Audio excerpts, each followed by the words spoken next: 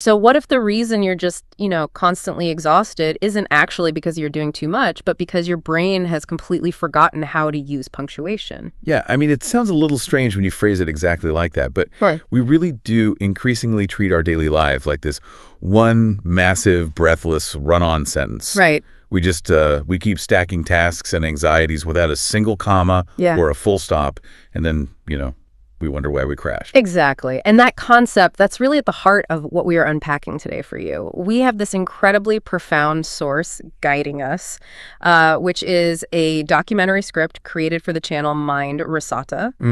And it is beautifully titled How to Read Our Life Book. It's a great title. It really is. So our mission for this deep dive is to explore this text, and not just as like a piece of poetry, but as a really practical counseling-based framework. Right, because it goes deep. It does. We're going to take this metaphor of treating your life as a physical book, from, the act of reading it to editing it to eventually authoring it. And we're going to connect that to the actual psychology of how we process stress, avoid burnout, and really just reclaim your personal agency. Yeah, it's a brilliant mapping of literature onto human neurobiology, honestly. Yeah. Because the very first step in this framework, it challenges how you view your current circumstances. Okay. The script proposes moving away from actively living inside your problems and instead shifting into this role of an observer. Interesting. So think about what happens when you sit down to read a novel. You are, by definition, a witness to the events unfolding on the page. Right. You're not the one fighting the dragon. Exactly. You are not a participant. And the script argues that you need to view your own life with that exact same emotional detachment. Okay, let's unpack this because, stepping back and being an observer on a quiet Sunday afternoon, that is one thing. Yeah. But doing it when your inbox is just overflowing and your kid is screaming and your car just broke down, I mean, that is something else entirely. Oh, absolutely. It's incredibly difficult. So what is the actual psychological mechanism here? Like, why does being a witness actually help you in that moment? Well, it really comes down to which part of your brain is running the show. Okay. When you are consumed by a problem, like when you are the character experiencing the crisis, your amygdala completely takes over. Right, the lizard brain. Yeah, exactly. The emotional fight or flight center. And it perceives a missed deadline the exact same way it perceives a literal physical threat. Wow. So you react out of total panic. But when you consciously shift into that observer role, when you force yourself to look at your life as just text on a page, you engage the prefrontal cortex. Oh, so that's the logical part. Yes, the logical, analytical part of your brain. By creating that psychological distance, you literally lower your cortisol levels. That is wild. You stop being the storm and you become the meteorologist analyzing the storm. Okay, I love that. And that shift from participant to audience, it really makes me think of watching a horror movie. Oh, yeah, that's a great way to look at it. Right, because that feeling when you are sitting on your couch, you're completely safe, and you are just yelling at the main character on the screen. Right, like, don't open that door. Yes! You're shouting, "Do not go down into the dark basement! The light bulb is broken and the killer is obviously down there." Exactly. And in that scenario, your prefrontal cortex is fully online. Yeah. From your vantage point in the audience, the mechanics of the danger are just painfully clear. Right, but the character in the movie, they don't have that distance at all. Not at all. Their adrenaline is pumping, their judgment is totally clouded by terror, so they just, they stumble blindly down the stairs. And we do the exact same thing in our lives. We do. So the goal of this Mind Risata framework is to view your own daily stressors with that clear-headed, couch-sitting perspective. Yeah. You want to look at your own circumstances and say, okay, I see what's happening here. The protagonist, which is me, is feeling overwhelmed because they skipped lunch and agreed to 3 extra projects. Right. So let's not walk into the basement of snapping at our partner tonight. That is the perfect example. That is the art of the observer in practice. You're self-distancing. Yeah. However, maintaining that distance is relatively easy when the plot is just mildly stressful. Fair point. The real challenge arises when the chapter you are forced to observe is deeply painful or, filled with immense regret. Which brings up a really difficult reality for a lot of us. It's one thing to calmly observe a chaotic Tuesday at the office. It's significantly harder to stay detached when the page you are reading is a record of a trauma or a failed relationship or just a massive personal mistake. Oh, absolutely. And the script addresses this head-on by exploring the physical architecture of a book. It introduces the necessity of chapters. Because life is not just a single unbroken block of text. It is segmented into distinct phases. Right. You have a chapter of youth, a chapter of profound struggle, a chapter of rebuilding, and the script highlights a really specific human tendency here, which is that we frequently get stuck staring at a single torn page. Oh, that is a highly evocative image. The torn page. Yeah. So that represents those past mistakes and traumas. Exactly. And we run our fingers over the tear in the paper again and again. But I want to push back a little on the typical advice you hear around this. Go for it. Because people always say, oh, just turn the page. You just got to move on. Yeah, it's a cliche. And it can feel incredibly dismissive. If the regret is heavy and our brains are naturally glued to that mistake, how do you actually force your hands to turn the page? Well, it's incredibly difficult because you are actually fighting evolutionary biology. Oh. Yeah, what you're describing is the negativity bias. Our brains are literally hardwired to fixate on threats and damage because historically, remembering what hurt us is what kept us alive. Oh, so staring at the torn page feels on a primitive level like we are protecting ourselves from future harm. Exactly. We ruminate to try and solve an unsolvable past. We think if we just look at the tear long enough, we'll fix it. Wow. But the script promises that if today's chapter is broken, turning the page will reveal a completely blank, bright white sheet. Which is terrifying in its own right, honestly. It is. Because a blank page offers no guarantees. But if we relate this back to the physical act of reading, the necessity of it really clicks for me. How so? Well, imagine you are reading this fast-paced thriller. You get to the climax of the story and the page is ripped right down the middle. Oh, the worst feeling. Right. You can't read the words. But if you just sit there, staring at the rip, furious that the book is damaged, obsessing over the paragraph you missed, Right. the entire momentum of the book just dies. You stall the plot completely. Yeah, the narrative essentially ceases to exist the moment you stop moving forward. Exactly. To experience the rest of the story, you literally have no choice. You must physically turn the page. You leave the torn page behind, not because the damage didn't happen or because it doesn't matter, but simply because the rest of the book is waiting for you. That forward motion, it requires immense intentionality.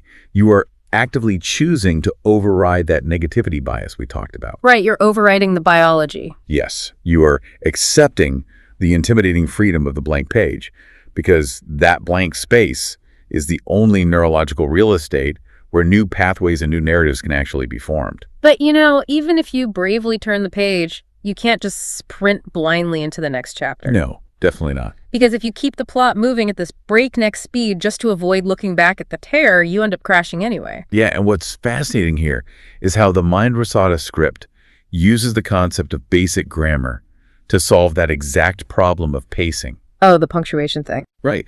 It points out this fundamental linguistic truth. A book without commas or full stops, it has absolutely no meaning. None. It just becomes a chaotic, unreadable stream of noise. Which perfectly describes the modern epidemic of burnout, doesn't it? It really does. We lose all the meaning in our lives because we completely refuse to use punctuation. Yes, and the script uses this great visual of a vintage typewriter to illustrate this. It slowly strikes the keys to spell out the word P-A-U-S-E. Oh, I love that. And it contrasts the frantic pace of modern life with these slow-motion images of water ripples and falling leaves. When life feels unbearable, the script diagnoses the problem so simply. It says your sentences have just become too long. Too long. Wow. You're trying to cram way too many obligations and worries and actions into a single continuous breath. Okay, here's where it gets really interesting to me. Yeah. Think about reading out loud. Imagine trying to read an entire 500-page novel out loud to an audience without taking a single breath. You wouldn't make it past the first paragraph. You wouldn't even make it to page 2. You would literally pass out from oxygen deprivation. It is a biological impossibility. Right. And yet, I want you to think about your daily routine. You wake up, you check your emails before your feet even hit the floor. Guilty. You rush through traffic, you bounce between meetings, you doom scroll the news while you're eating lunch, you stress about tomorrow's workload, and then you finally just collapse into bed. Yeah. We are quite literally trying to read a 500-page novel in one single breath. And the physiological toll of doing that is devastating. Because when you never insert a comma, your sympathetic nervous system, that fight or flight mode we discussed earlier, Right. it is constantly engaged. You are just constantly flooded with adrenaline. So the stillness that the script advocates for, it isn't a luxury. It's a mechanical requirement. Or requirement. Sitting on a park bench for 5 minutes or, just staring out a window, that activates the parasympathetic nervous system. It tells your body it is finally safe to rest and digest. So a comma acts as a biological reset. Exactly. It provides a necessary paragraph break for the brain. Mm-hmm. During those pauses, your brain actually clears out metabolic waste and consolidates memories. Mm-hmm. You literally cannot process the chapter you just read or prepare for the sentence coming next without that moment of stillness. But once you finally take that breath, though, something else happens. That's that. Well, when the metabolic waste clears and your mind finally settles, you look down at the text of your life and you suddenly notice how much absolute clutter is on the page. Oh, yeah. You see all the unnecessary anxieties, the irrational fears, the typos of your own making. And that realization moves us from the passive acts of observing and pacing into the active realm of curation. Right. The script introduces the concept of the editor's pen, because no first draft is ever published as is. Definitely not.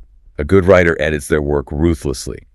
So in the context of your life book, the script visualizes taking a red pencil and striking a heavy line right through words like fear and stress.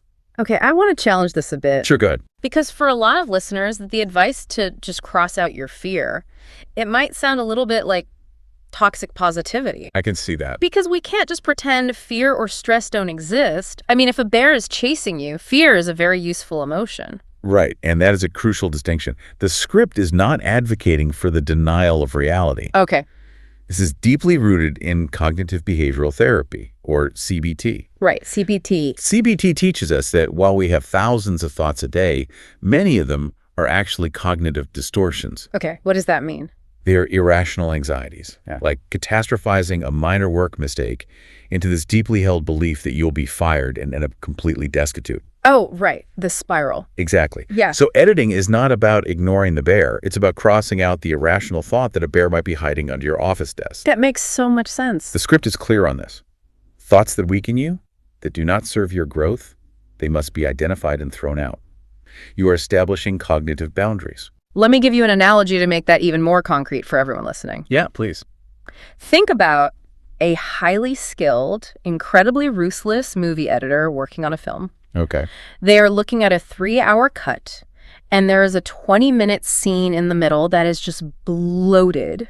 It's boring, it drags down the pacing, and it does absolutely nothing to advance the plot. Right. Now, it doesn't matter how expensive that scene was to film or how attached the director is to it. To save the movie, the editor cuts it. Yep. It ends up on the cutting room floor. And we need to be exactly that ruthless with our own inner monologue. I love that. If you are replaying a conversation from 5 years ago where you embarrassed yourself, you literally have to ask yourself, how does this serve my plot today? It doesn't. Cut the scene. Cut the scene. And, this editorial ruthlessness, it applies to your external environment just as much as your internal one. Oh, like your physical space. Yeah. The script pairs this mental editing with visuals of clearing a cluttered physical desk or, deleting unwanted notifications from a phone. Oh, the phone notifications. Those are the worst. They really are. Every time your phone pings with a stressful news alert, it basically injects an unnecessary subplot into your day. Wow. Yes. So editing is the active removal of friction that distracts from your main narrative. So, okay, let's look at where we are. We've learned to observe the text from a distance. We've learned the psychological importance of turning past the torn pages.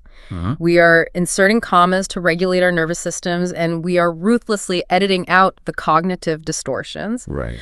But all of these steps, they share one limitation. Which is? They are entirely reactive. They deal with pages that are already written or thoughts that are already occurring. Ah, yes. Which leads us to the fundamental question of the blank pages yet to come. Exactly. If we connect this to the bigger picture, everything we've discussed, observing, pacing, editing, It's essentially training wheels for the ultimate realization presented at the conclusion of the Mind Rasada script. And what is that realization? You are not merely the reader of this book, and you are not just the editor cleaning up a messy draft. Right. You are the author. That is a massive paradigm shift. It really is. Going from just managing the story to actively generating it. And the script provides an incredibly empowering image to anchor this concept. It shows this breathtaking sunrise over a mountain range, bathing everything in golden light. Beautiful. And a person stands on the hilltop, holding a journal, writing with a confident smile. And the script states that your pen, like the actual tool you use to write the future pages of your book, is your actions and your karma. Okay, wait. When you say karma in this context, we aren't talking about some mystical fate deciding your future. No, not at all. In this philosophical framework, karma is simply the compounding law of cause and effect in your daily life. Okay, so like habits. It is your habits, the choices you make today, how you speak to a friend, whether you choose to exercise, how you handle a setback. Those are the literal strokes of ink on the page. Those actions, and those actions alone, dictate the reality of tomorrow's chapter. I think we forget this constantly. We really do. We get so ground down by the friction of daily life that we just surrender our agency. We start to feel like passive victims of circumstance, trapped in a story someone else is writing, just waiting to see what terrible plot twist happens next. Yes, exactly. Transitioning from the reader to the author means realizing you hold the pen. If you hate the current setting of your story, you can write a change of scenery. Right. If the supporting characters are bringing you down, you can introduce new ones. You can completely pivot the storyline. It perfectly encapsulates the overarching philosophy of the source material. True peace does not come from living a life completely devoid of conflict or torn pages. Right, because that's impossible. Exactly. True peace comes from the deep, unwavering knowledge that you possess the tools to navigate that conflict, edit the narrative, and author a masterpiece moving forward. It is a framework that takes the overwhelming chaos of life and turns it into something you can actually hold in your hands. Yeah. Let's quickly recap the journey we've taken you on today. First, when the plot gets chaotic, step back and become the observer. Engage your logical brain by witnessing your life rather than just reacting to it. Second, acknowledge that life happens in chapters. Honor the torn pages of your past, but understand that your neurological survival depends on your willingness to turn the page and face the blank sheet. Third, respect the grammar of your biology. When your sentences get too long, insert a comma. Take a breath, clear the metabolic waste from your brain, and prevent burnout. Fourth, pick up the editor's pen. Set firm cognitive boundaries by identifying irrational fears and ruthlessly crossing them out, along with the external clutter that distracts you. And finally, pick up the pen and write. Recognize that through the compounding power of your daily actions, you are the author of whatever happens next. It is an invitation from Mind Rasada to start reading your life closely today with intention and clarity. And as we wrap up this deep dive, we want to leave you with one final thought to ponder on your own. Take a step back and look at the story of your life so far. If a complete stranger were to pull the book of your life off a shelf and read it exactly as it's written up to this very moment. Wait, no, let me rephrase that. If they read it up to this very moment, what genre would it be? Ooh, yeah, that's a good question. Right. Is it a tragedy? Is it a frantic, stressful thriller? Maybe a quiet drama? And more importantly, as the author holding the pen right now, looking at the blank page of tomorrow, is it time for you to change the genre for the next chapter?